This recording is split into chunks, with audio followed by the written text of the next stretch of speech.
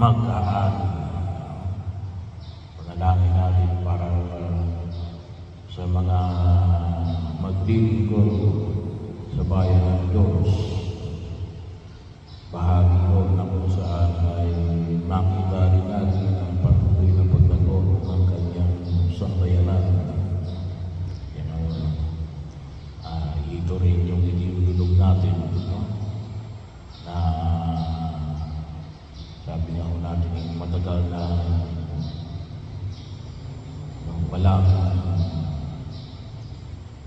walang naging pari. So, lalong-lalo na para sa parokya na ito. So, nawa ay bahagi yun na ipanalangin natin sapagkat ito ay isa sa mga palaging problema ng simbahan.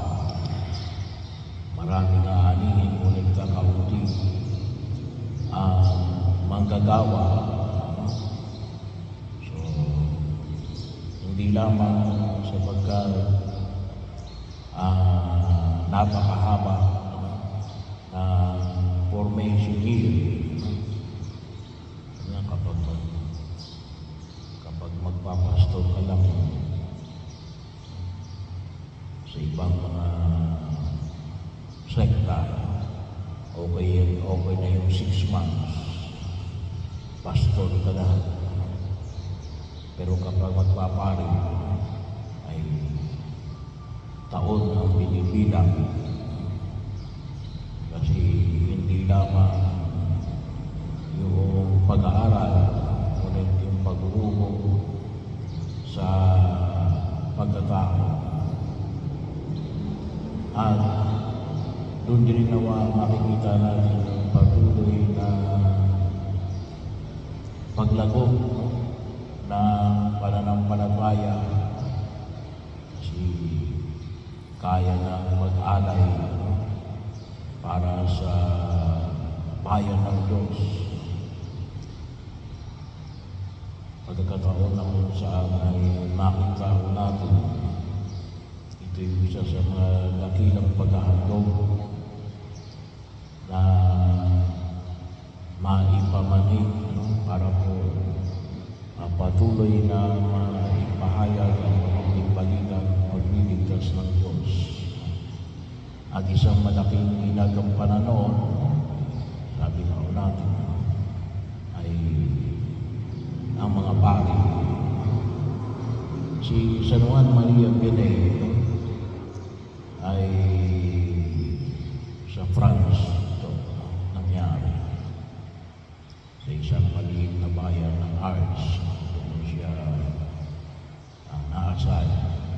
Pinakita niya sa kanyang simpleng pamumuhay yung pagtugon sa panawagan ng may kapal sa pamagitan ng kanyang pangangaral at kabanalan.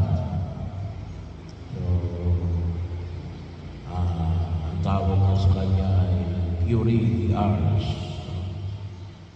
Paris Peace, pura ng Ars. So, bahagi yun ng kanyang pamamahala na pangalagaan ng bayan ng Diyos tungo sa tunay na pagsampalataya sa ating Panginoong Diyos. Kaya napakahalaga yung panalangin natin, yung mga nagpapari, at nawa ay magkaroon mismo ng mga magpapari na manggagaling sa parokyang ito. Yun yung ating idinudulog. At sana kapag may roon, suportahan natin spiritually, financially, morally.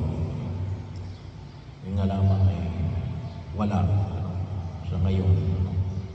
So, pero patuloy natin ipanalangin na nawa ay magkaroon. Sabi nga ho natin, kasi yung mismo pagnanais na maging isa ay isa ng paghahandog ng sarili. Hindi pa tayo sigurado kung yun ay makakatapos. Pero at least ay may naghahandog ng sarili. Kung tatanggapin ng Diyos, hindi pa natin sakop yun. Pero yung mismo na pagtuon ay isa ng paghahandog ng sarili. An act of offering na maging kabahagi na kaganapan ng Ebanghelyo ating tinurang na nagpapahayag na alin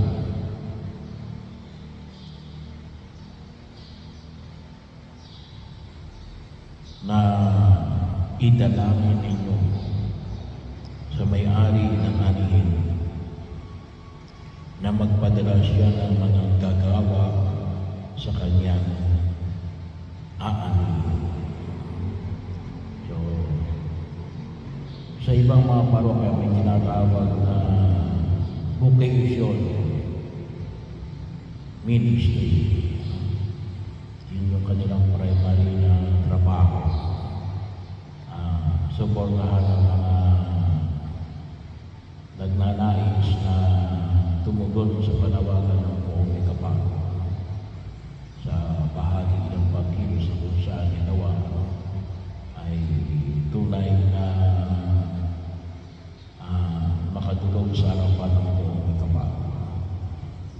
Pero yun, sabi nga natin, patuloy natin ipanalangin sa harapan ng Diyos na magkaroon tayo ng mga magpapahagi.